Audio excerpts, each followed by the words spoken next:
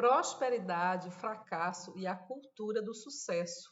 É sobre isso que a gente vai falar um pouco nesse vídeo hoje, né? Sobre esses 3 elementos e como eles afetam a nossa vida, a nossa saúde mental e a nossa saúde social.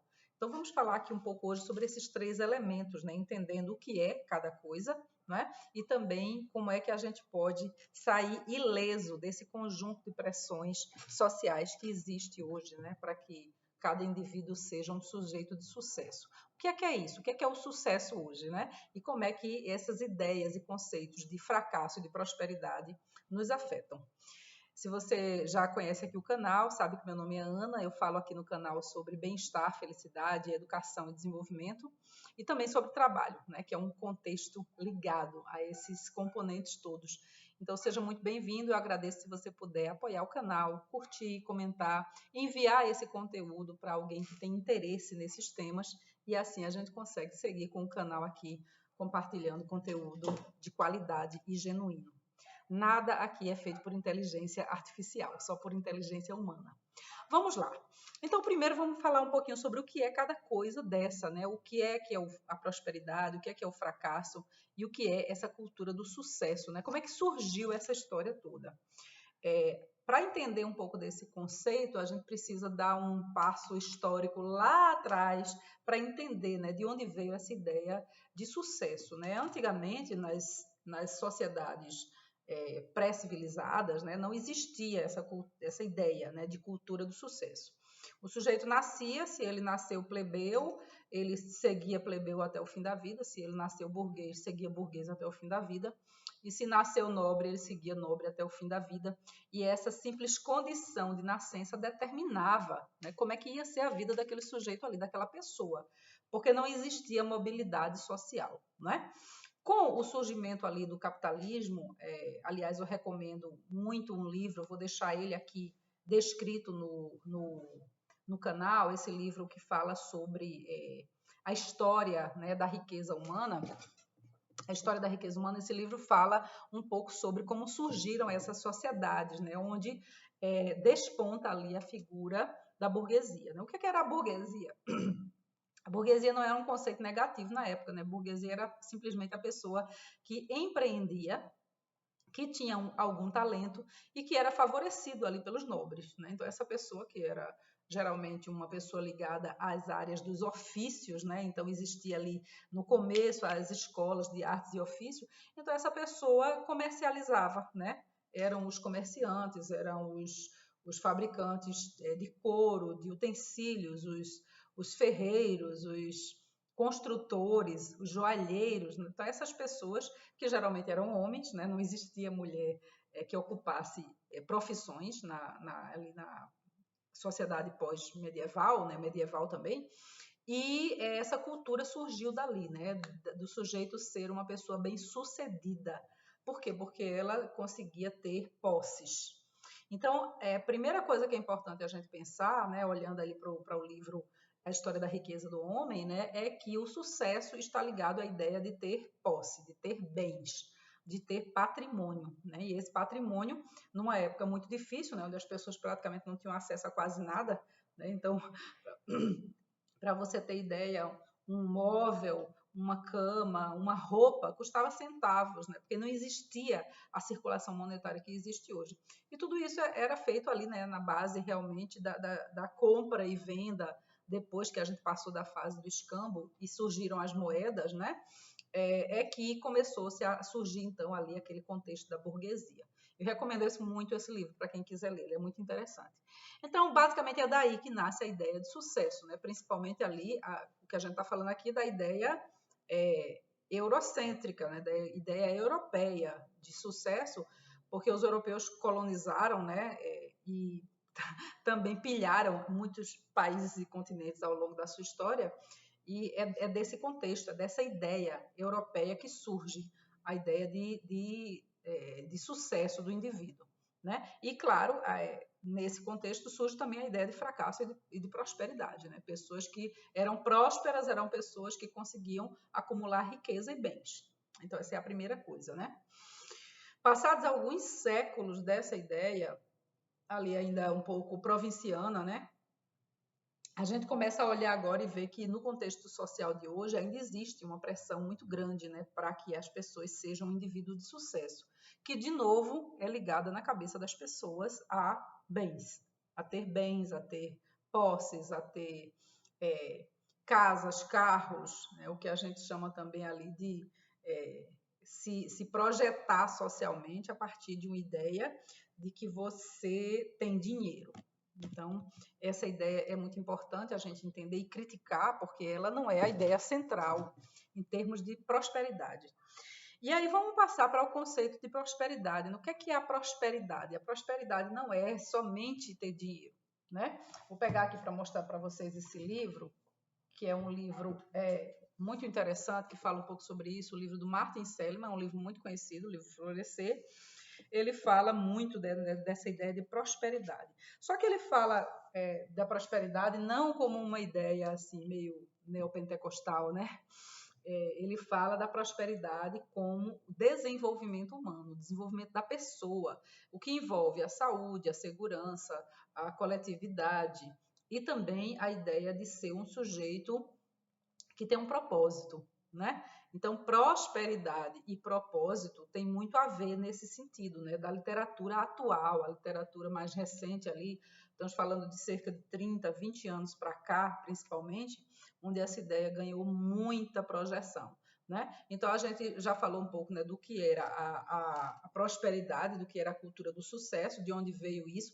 Estou falando aqui muito rapidamente, tá, gente? Mas são conceitos muito profundos e muito amplos, só que num vídeo de 15 minutos não dá para a gente abordar em profundidade tudo isso. Mas eu deixo aqui abaixo as leituras recomendadas para que vocês possam aprofundar. Né?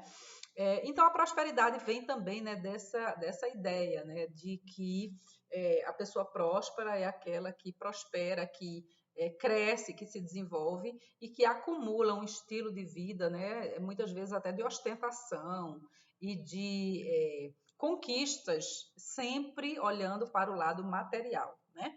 Então, a ideia de prosperidade está ligada a um alto nível de condições objetivas de vida, não subjetivas. O que são condições objetivas de vida? Né? Os meios pelos quais você garante o seu sustento, da sua saúde, da sua família, dos seus filhos, né? A capacidade de você conseguir alcançar bens de alta qualidade, de você poder usufruir do seu tempo com mais liberdade. Então, isso também é um pouco da ideia de prosperidade. Quando a gente fala de prosperidade no contexto da psicologia positiva, por exemplo, o que eles trazem é que a prosperidade tem a ver com liberdade para usufruir do tempo de vida que a gente tem, né? Não necessariamente ligado a vender horas de trabalho. E aí a gente também tem uma ideia central, né, dos fundamentos, do pano de fundo do capitalismo, porque é assim que funciona, né? A pessoa que é próspera, a gente sempre acha que ela não trabalha, mas ela trabalha.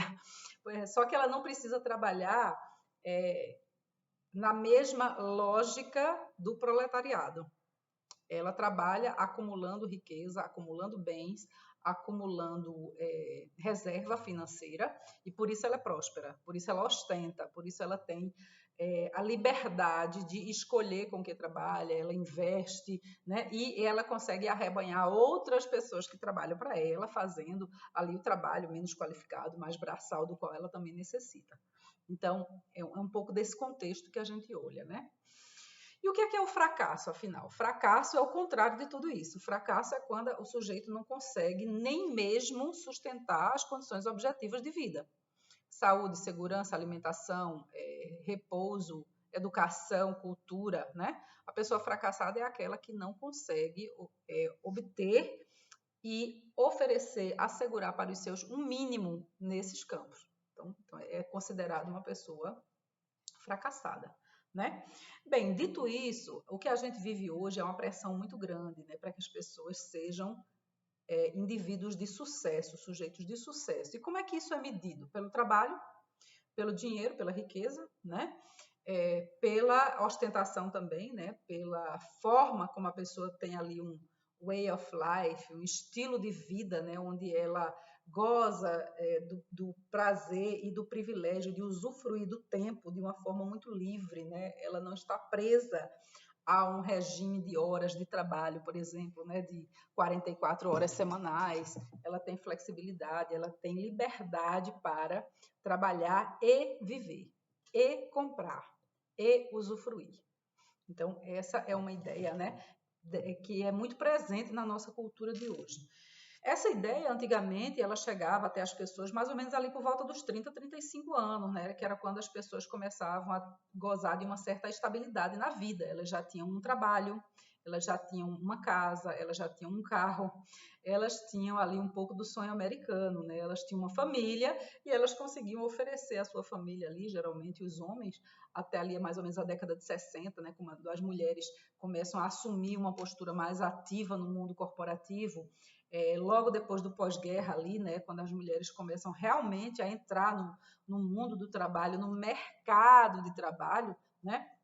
Mas antes disso era uma ideia muito masculina, né?